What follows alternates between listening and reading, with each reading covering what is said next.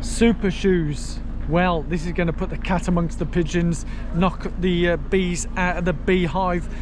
We know they make you run fast, they can help you run fast, but are they faster than regular shoes? In this video I'm going to go through some statistics from a couple of my runs in my build up to Newport Marathon, which might how can I say this, shock some people, upset them. So without further ado, let's go. Yes, that's right, guys and gals, it might upset a few people, but I didn't go out to prove this in some way. I was just going through some analysis as I do post-run analysis, and had a look in my build up towards Newport Marathon back in spring. As I'm coming up to Newport Marathon, I wanted to look at how some of my marathon pace training efforts were, and to my surprise, when I looked literally within a week, and I've got some notes here. Normally I don't have notes, scripts or whatever, but I've written some things down comparing like for like on two shoes. One was plated and the other one wasn't plated, and virtually identical shoes, and it was quite surprising to me what I found. Yeah, let's go through what I found. So yes, excuse me while I go through. Yes, I've written this all down. The two shoes that we're talking about, remember I've got to compare like for like, so for me it had to be the same brand, similar shoes, except one with plates, one without plates.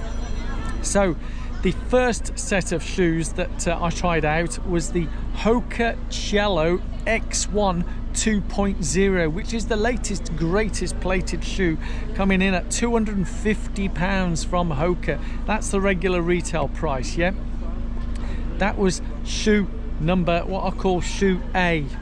Shoe B was my regular everyday training shoe, running shoe, which also was a Hoka, and I was using these for long training runs as well, and that's the Hoka Cello Road. No plates, coming in at regular retail price of £150. Now I didn't pay that on the Cello Road because that was my everyday shoe, and I found them on discount. I think they were £80–90 on discount, but they were super shoes. Absolutely loved them. Not super shoes as in per super shoes, they were super for me, and that's sometimes what we don't want to get confused about.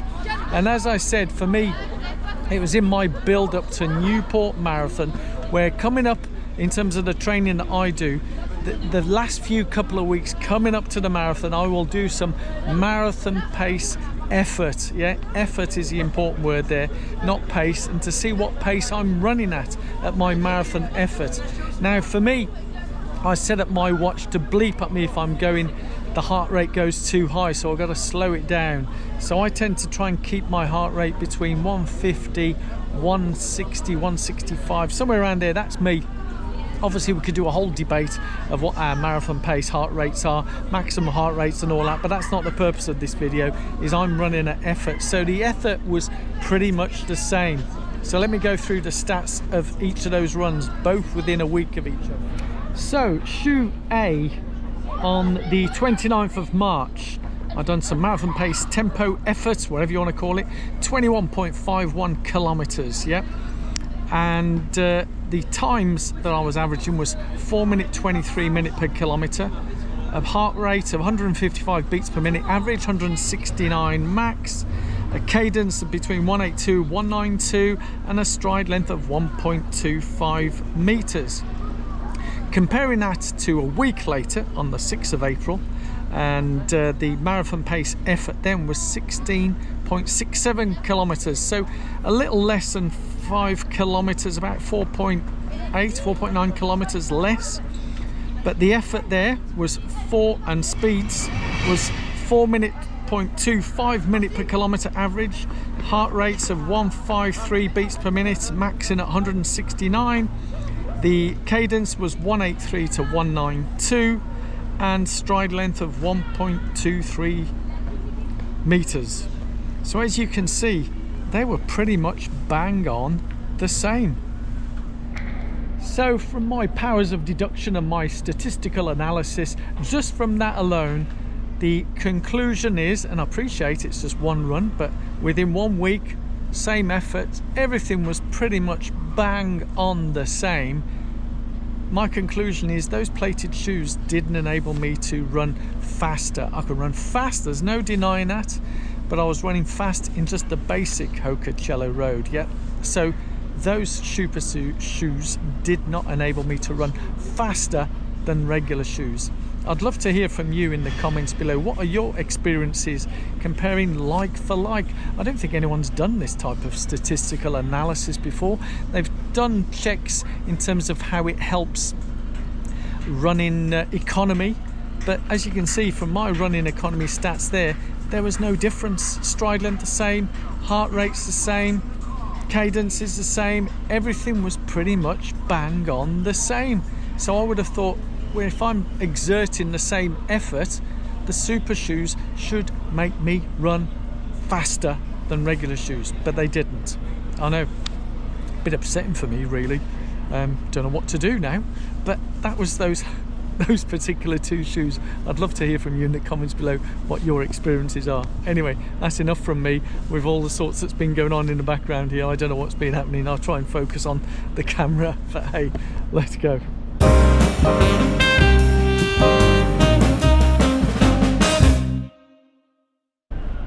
I know you all love the addendum, yeah, so I'm now going to be walking through the ICC and here in Birmingham.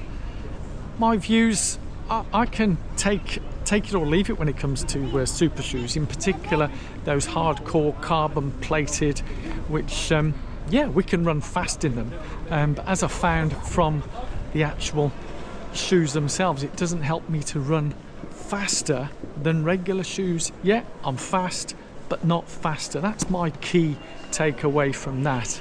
And to be quite frank, I mean, you look at the price differences between those two, it's £100 difference in terms of retail price.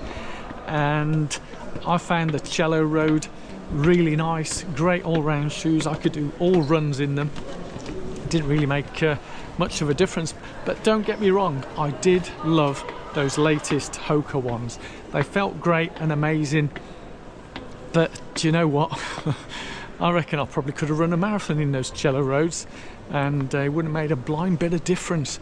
But that's just my view, yeah? What do you think? And I'm going to carry on, and yeah, let's continue and see how we get on with our running journeys.